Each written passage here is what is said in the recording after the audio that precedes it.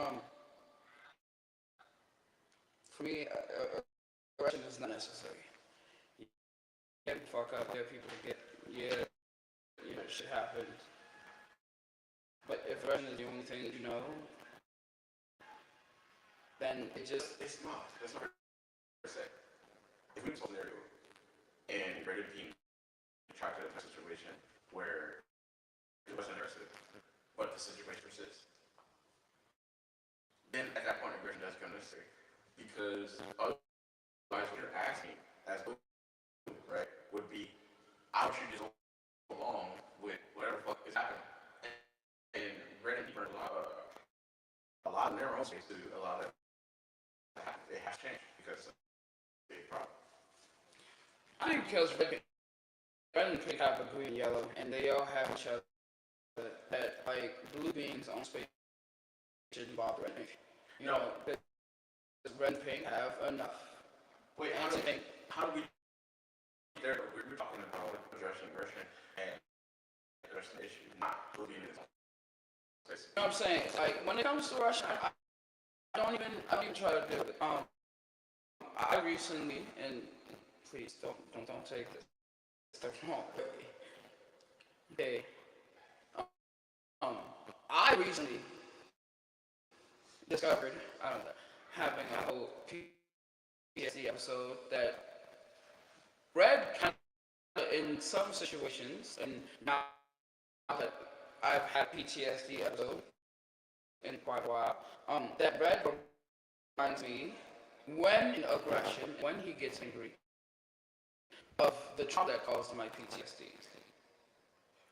So when Red gets aggressive, Blue keeps it away.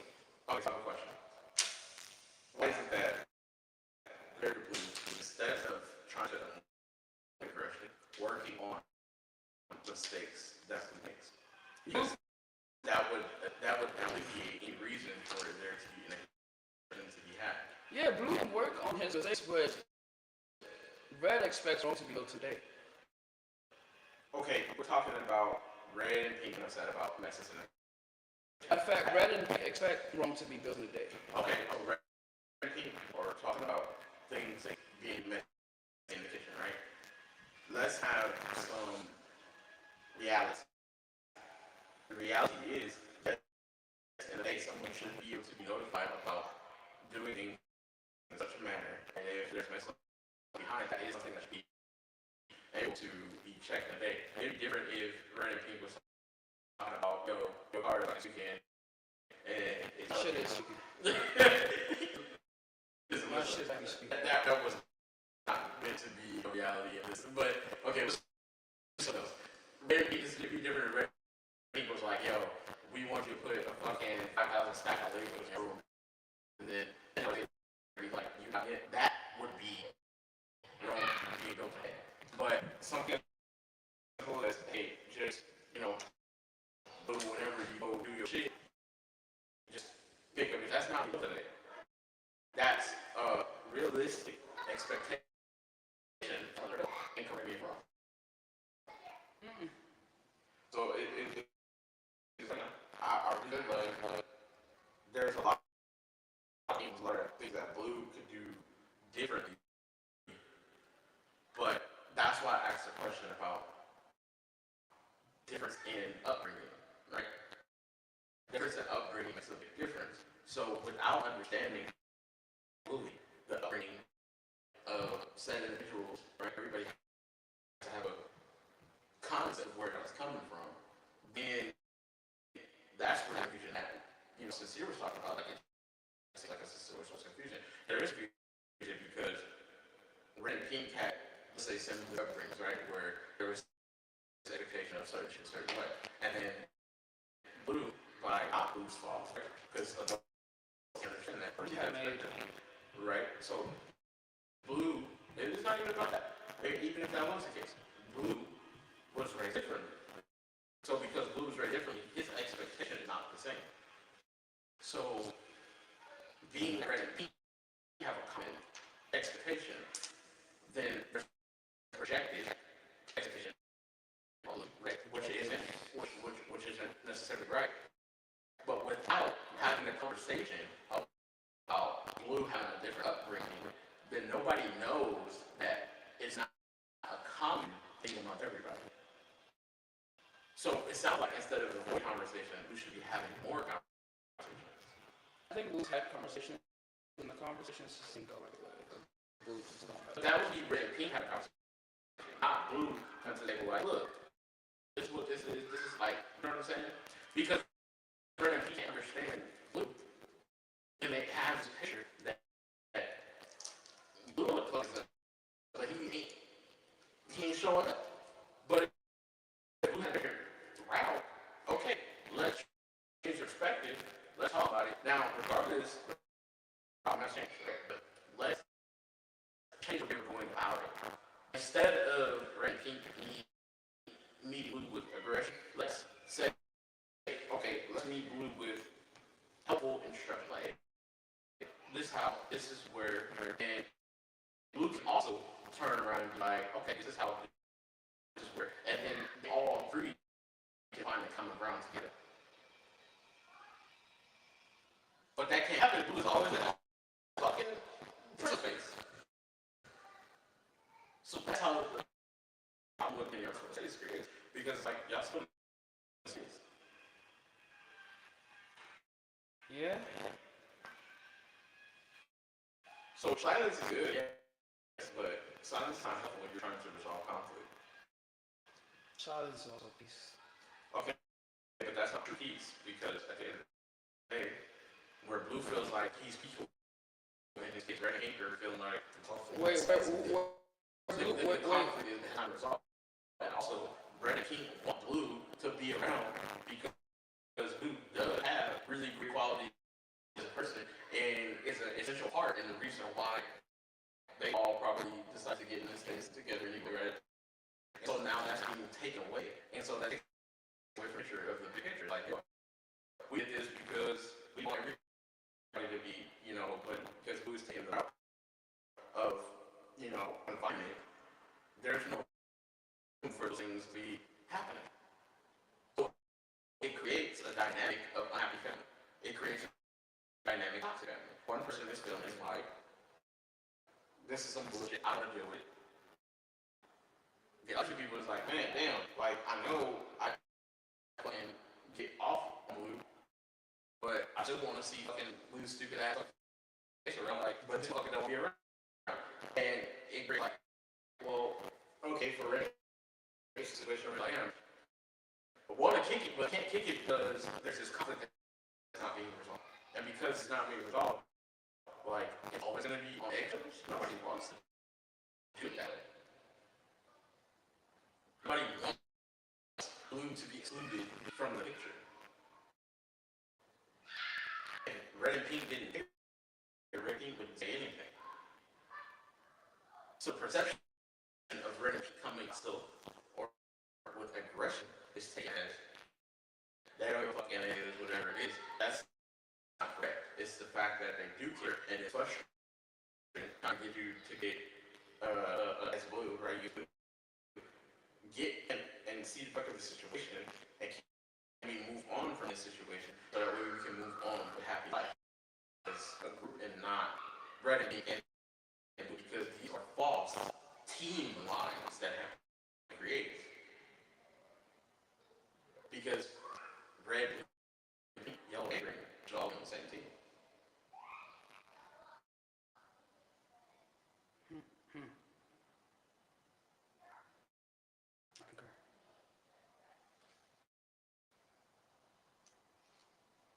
Why did you get quiet? Because you're quiet. You oh my God, this nigga's over here. This nigga's shouting right now. Okay, so next topic, like inside of our topic discussion, reality versus perspective. All right, so I was the first. So I think the world's about the place. definitely, but And humanity is fucked. okay, why do you say that? Because people are not shit. Okay, how are people not? Because everybody does things for trees. I know what I do shit for trees too. But Well, Everybody does things for selfish reasons. most people do things for such reasons. Some do things for selfish reasons. That's because you have a family. No, no. Even people around me, that come around me. I carry on with it. Everybody comes into your life for a reason. The hard part is finding out what reason that is. So no matter who it is, what they look like, where they're coming from, I treat everybody the same. I treat everybody the same. So much so that even my woman hates the fact that I treat everybody the same. I hear about it all the time, but the reality it is I have to be the same person I am with everybody. That is the best way for somebody to continue personality. So we're the same. Right, I just think what the fuck. I gave up hope in humanity a long time. So is it that you gave up humanity or you gave up in yourself? I gave up hope in humanity. I have hope in myself. Okay. I'm not part. I believe I'm part of the fucked up group of people. I feel like I still have that sliver of hope in me. You know, for it. I have selfish intentions, but that's only because I've been selfless for the majority of my life, and I've cared for other people before myself. So once in my life, I chose to be selfish. Now, is it the best decision? Probably. Is it also a bad decision? Yeah. You know, because sometimes I try to make decisions and try to think about other people, and then sometimes I make decisions and think about other people, and I regret it immediately because the people that make decisions would definitely made the decision that I made to be selfish. So, like, humanity just isn't what it used to be. Like when when the Black Eyed Peas put out "Where's the World," you know what I'm saying? And then, like, I'm serious. I'm serious. Like, I had to sing that song in middle school. I had to do one part, and I was like, when you listen to the words, you like, man, nah, like, seriously, like, where's the world? Like, the change in people, the change in dynamic of society, social norms, everything is just. Well, I agree with a lot of stuff on this shit. Okay, I guess, what is your perception with that shit? What is your perception of, like, you know, each of the when it comes to, you know, conflict, resolution, and then, you know, just generally being around each other? I think conflict resolution is not what it used to be. People don't fight anymore, you know? Like, everybody just be quick to pull out a gun and shoot somebody. Conflict can't be solved with words, and the person who went to the conflict was one emotionally unstable and young-minded. You know, and there's a lot of the young-minded and young groups of people that be out here shooting and killing without thought. Don't get me wrong. We grew up in an era in which, you know, African American crime rates are high, and a lot of black people were police killing black people. But, like, we weren't moving like these young niggas nowadays. Like, we could have been out in the streets doing whatever we had to do, but when the street lights come on, we was in the house. Our mom used to whoop our asses. There was no such thing as gentle parenting. But then, as parents had more children, by the time they got to the younger ones, there was no discipline instilled in them. And that's the problem. These kids ain't getting ass whooped. So they're doing whatever the fuck they want to do. Parents ain't watching. So they're doing whatever they want to do. You can't have conflict with people like you used to. Road rage used to be just two people flipping each other off, talking shit. Road rage now is two people flipping each other off. One person feels some type of way, shoot them on the freeway. Like, conflict with me is, we gonna talk this shit out. If we can't come to an agreement with words for anything, then there's no emotional stability there. Like, you just be jumping on the rails. Like, how are they judging? Okay. I can see everything, right? Okay, you're saying that if you can come to a solution with words, right, then, you know, there's no emotional fluid. Okay, but what about the scenarios where there's a conversation between two people or a conflict, right? and they're trying to figure it out, but one person isn't able to grasp the concept that the other is trying to push across.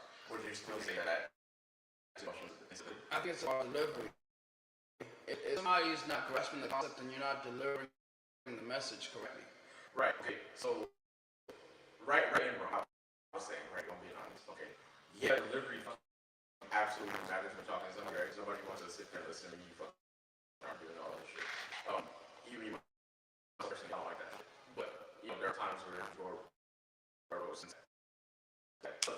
but however, let's say with the proper delivery, someone still is grabbing that shit. What do you do, and how are you supposed to work with that? How are you supposed to, come to a resolution? You try and speak with someone, but because they're stuck in their perception of reality, right? And they're not open to receiving any less. Like, how does one deal with that? How are you supposed to get across that? Then you figure out what this person, because at the end of the day, there's a method of delivery that works for people. Everybody, like, it's like the concept of everybody learns differently. You know what I'm saying? You can't just be like, oh, I'm going to show you how to do this, or if I tell you, okay, we're going to talk about how to make a chicken and mushroom risotto, and I give you step by step process, and you look at me and be like, got you. I heard what you said. I got first 3 steps. So this is what we'll do. We'll just pan down, and you walk me through it while I do it, because I know that I gotta do it to understand. For me, my way of understanding is experience. Okay, like, cool, the conversation didn't work. If you feel like you're one of those people that going off the rails is what you gotta do, then go off the rails. Just don't harm me. You're going the fuck off the rails. But then I know that, okay, my experience is, okay, so this person is really adamant about this. This really bothers them. In order for me to avoid getting to the stage of the person who I just witnessed and experienced for myself, I know that I gotta be real more cautious about how I approach this. Or when I leave this space, I gotta be real perceptive about what's around me. Therefore, I know, okay, I've seen this motherfucker go off the rails. If I gotta put the toilet seat down because the motherfucker fell in the toilet seat, then I put the toilet seat down. So I avoid, hearing about the toilet seat. Or if it's like I leave a door open, or I leave like a fridge crack, or like I left the TV on. I'm saying, and it runs a electricity bill, and that bitch is high. So are you saying you don't learn as an individual? You don't learn by words. You learn by action of what's happening. For me, we can sit down and have a conversation, but when you get a 120 character mess, my brain starts to wander, and it's not even like I can help it. I can try and focus, but my brain wanders. So I know that unless the conversation is short, sweet, and to the point, like I tell people, it's so cool that you have all these words to say, but I didn't hear most of them. But if you get short, sweet, to the point, and you tell me what you need me to hear, like clean up, can't stand this shit, it's annoying. Walk away. I'm like, okay, cool, clean up, can't stand this shit, it's annoying. Therefore, the words replay in my head, so now I know every time I come in here, clean up, can't stand this shit, it's annoying. But if it's like, sit down and have a conversation, I heard what you said in the first part. I heard something that you said along in the middle.